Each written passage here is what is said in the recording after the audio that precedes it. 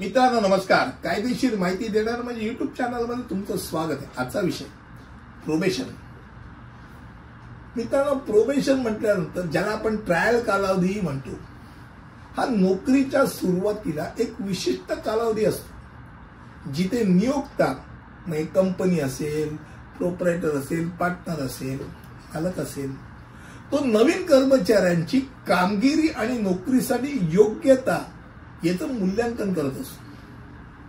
ही एक परस्पर चाचणी असते जिथे कर्मचारी आणि नियोक्ता दोघेही नोकरी आणि कंपनी योग्य आहे की नाही याचं मूल्यांकन करत असतात.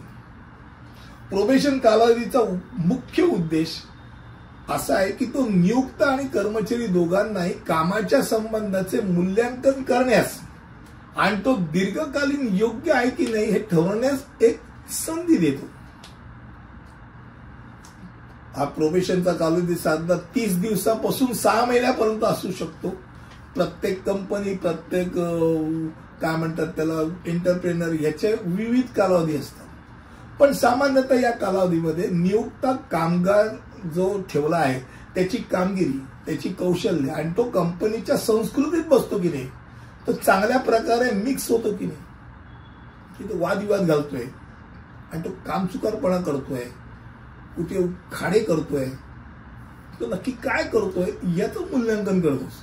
तर कर्मचाऱ्याच्या दृष्टिकोनाचा विचार करायचा झाला, या नोकरीमध्ये इतर कर्मचारी कितपत या कंपनीने काम करताना आनंदी आहेत, त्यांना त्यांच्या वेळेत पगार मिळतोय की नाही, त्यांच्या अपेक्षा, त्यांची मूल्य आणि करिअरच्या दृष्टिकोनातनं त्याला तिथे काही बरकती आहे की नाही, ह्या सगळ्याचा तोही विचार करत असतो. हे महत्वाचं असं आहे की कर्मचारीच्या अपेक्षा पूर्ण होत असतील तर कंपनी त्यांना ठेवण्याबद्दलची त्याच्याशी चर्चा करते.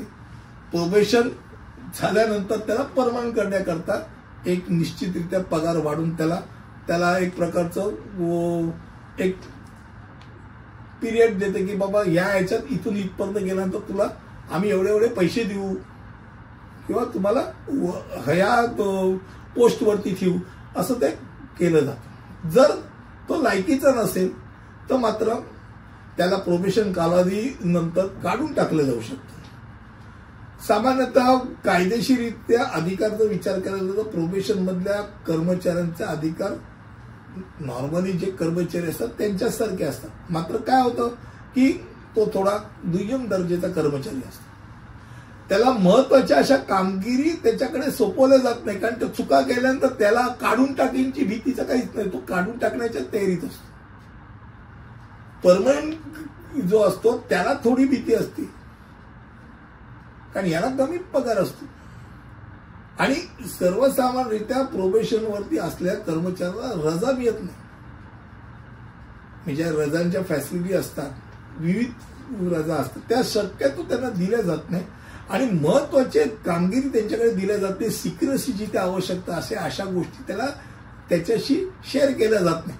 एकदा तो वाटला की हा मिक्स होते, मग तो प्रोबेशन कालावधीनंतर तो मालक, कंपनी ठरवते की बाबा याला ठेवायचा का याला डच्चू द्यायचा. मला असं वाटतं की प्रोबेशन या संदर्भात मी कमी शब्दामध्ये आपल्याला नक्की काय म्हणतात त्याला आणि त्याचा महत्व काय ह्या संदर्भात बोललो. पुढील व्हिडिओमध्ये असंच काहीतरी घेऊन येईल. तिथपर्यंत इथेच थांबतो. धन्यवाद.